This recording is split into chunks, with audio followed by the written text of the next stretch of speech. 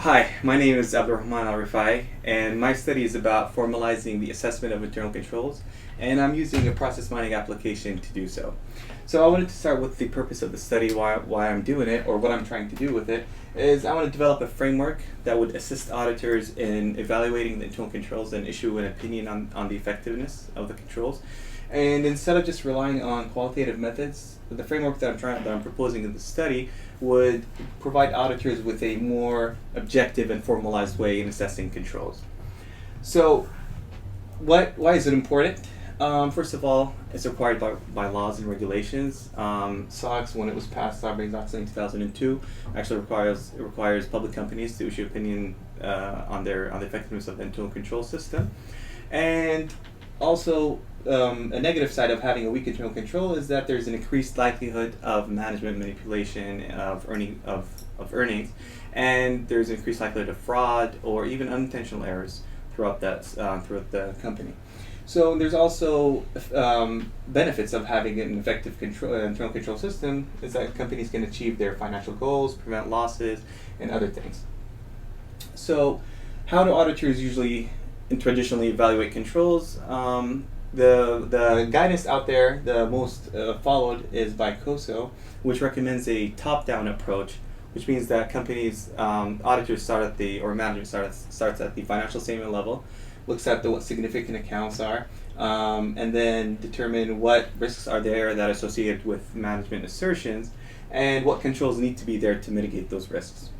And in a traditional audit, usually auditors use qualitative methods to evaluate controls. So these could be a mix of checklists, questionnaires, and flowcharts.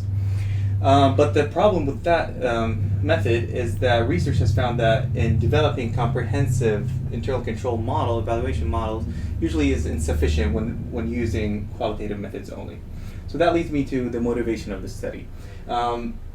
My motivation is that I've been researching the literature out there, and there are a lot of studies, but there are studies that focused on building frameworks for internal controls, such as the TICOM paper that was by Bailey et al. In 1985, and then other studies like automating internal controls, and that focus also on evaluating internal control systems, but using evidential reasoning approaches and belief functions. But very few studies I found that could provide a methodology for measuring how effective internal controls are in a formalized and systematic way. I want to be able to provide a methodology for auditors to kind of quantify the measurement of controls, and to come up with a score at the end that would kind of in a formalized way evaluating controls. So that's my research question: how do we measure controls effectively in a formalized manner? And that's kind of my contribution. I want to provide a methodology that does so, and the methodology, the framework that I'm presenting in this study would incorporate different data analytics techniques. But this study focuses on process mining as a methodology, but it's comprehensive. It can use process mining depending on the type of control. So you can use process mining, text mining, different benchmark testing, and things like that. And it would include the whole population of data. But I only use process mining in the study due to the limitations of the data I had on hand. So the methodology, I started with a business process, and in this case it was a procurement process. And there are two parts for evaluating control. There are two procedures. The first one is looking at what controls need to be implemented in that process. And the second one is, okay, we have the controls that need to be implemented, we know what they are. Are they really operating effectively?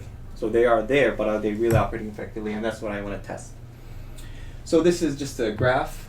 Any significant account has different business processes. We take a business process, has different risks, and each risk is mitigated by different controls. So you have one control that could have compensated control or could mitigate different controls, and then we test those controls. So this is the example that I had in this study. I used the purchase procurement process. We have 6 different risks that are associated with that process, and then 9 different controls as an example that would mitigate those risks. Some controls are mitigate different risks, not just one. And then we have the different testing scores that we get with the effectiveness of those controls. So, for example, the throughway match purchases looking at the different purchase orders, if they match the invoice received and the goods received. For example, this operated 82% of the time effectively.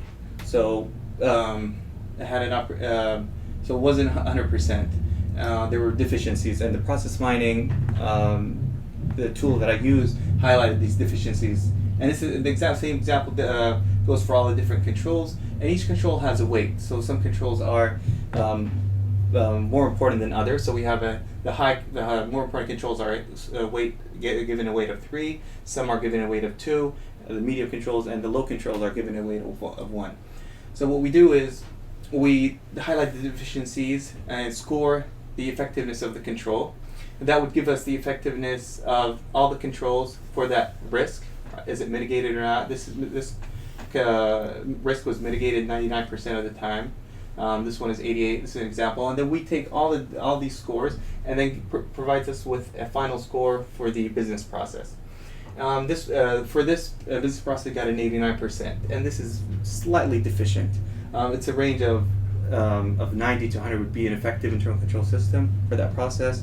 70 to 90 would be deficient internal control system. 50 to 70 would be significantly deficient, and below 50 is a materially weak internal control system. So, and these ranges depend on what the auditor thinks is appropriate for that business process and for the organization as a whole, depending on what they see appropriate. So this is just an example. This is very slightly deficient internal control system. And this methodology hopefully would be expanded with different types of tools used, like data analytics used, besides process mining. And that's it. Thank you.